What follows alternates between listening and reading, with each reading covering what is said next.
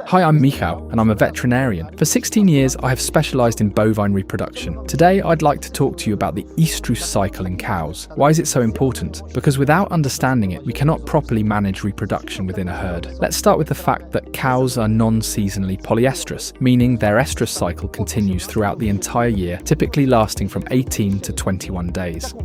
We generally say it's 21 days, and we take that value as the average length of a cow's estrous cycle. What is characteristic of the bovine estrous cycle? Above all, it's the fact that we have so-called 2 or 3 follicular waves. What does this mean? It means that when a follicle grows on the ovary, at some point, it may not become the dominant follicle. Instead, it undergoes atresia, and another wave of follicular growth begins. There are usually either 2 or 3 of these waves. Do we know how many waves a specific cow or heifer will have? Unfortunately, we don't, so we must be prepared for the fact that animals in a given herd may be either 2 or 3 wave. What happens during the estrous cycle? The cycle can be divided into several phases. Let's start with Proestrus, the phase where the follicle grows and prepares to become the dominant follicle. What happens during this phase? Most importantly, there is an increase in estrogen produced by the growing follicle, and an increase in FSH, which stimulates the follicle's growth. FSH is secreted by the pituitary gland, while progesterone levels remain low. The next phase is Estrus. This is the phase where we have a dominant follicle, one that contains, or should contain, a mature egg cell. This phase ends with ovulation, which is the rupturing of the follicle and the release of the egg cell, which is then caught by the oviduct. This prevents it from entering the peritoneal cavity. Which hormones are active during the estrus phase? Primarily, estrogen levels peak due to production by the ovarian follicle.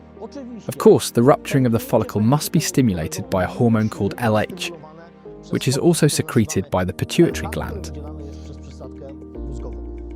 At this stage, we have high estrogen levels, which influence the cow's behaviour. There is acceptance of the male, and an increase in LH occurs, the LH surge, which triggers the rupture of the follicle, so the ovulation and the release of the egg cell. At this point, we also see characteristic changes in the uterus. The uterine mucosa is highly edematous, and clear mucus may be present inside the uterus. The most critical element of the estrus phase is ovulation. Ovulation occurs approximately 10 to 12 hours after the end of heat. That LH surge causes the follicle to burst and release the egg. That is what ovulation is. From a practical standpoint, what do we see on an ultrasound during the estrus phase? We see the follicle, of course, the dominant follicle. What is its size? At what size does a follicle ovulate, meaning it ruptures and releases the egg? We don't know for certain, as there are animals where the follicle ovulates at 16 millimeters, while in others, it ruptures at 23 millimeters. However, what do we actually see and assess on the ultrasound? Do we evaluate whether the heat is normal or not? We see the size of the follicle and can assess its elasticity. If it is still firm and tense, we know it will likely continue to grow and won't rupture yet. We also evaluate the uterine image. The uterine mucosa is edematous, which is very clearly visible on the ultrasound, and there is often mucus in the uterine lumen. This is frequently a thick mucus that also flows out through the external reproductive tract, the vagina, because the cervix is open. The next phase is Metestrus. The ovarian follicle has ruptured, and a structure called the corpus luteum begins to form.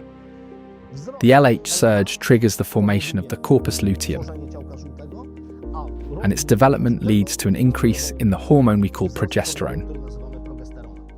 Progesterone is a vital hormone because it is responsible for maintaining pregnancy if fertilization has occurred. The next phase is Diestrus, also known as the proper luteal phase. A functional corpus luteum should be over 2 centimeters and exhibit specific echogenicity.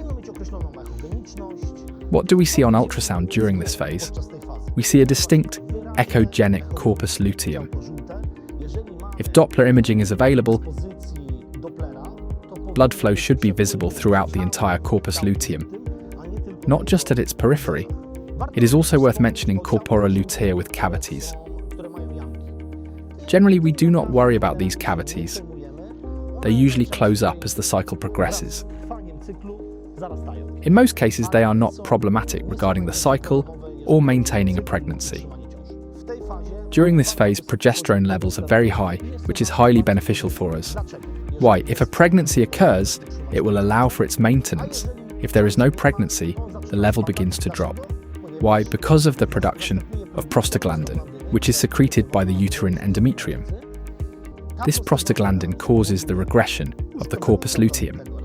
Consequently, as the corpus luteum breaks down, progesterone levels fall, estrogen levels rise again, and the next phase begins. At this point, we have covered the entire estrus cycle in the cow. To recap the most important information, the duration is between 18 and 21 days. A crucial stage is the estrus phase, during which ovulation occurs. This is the rupture of the ovarian follicle and the subsequent formation of the corpus luteum, which produces progesterone and maintains pregnancy.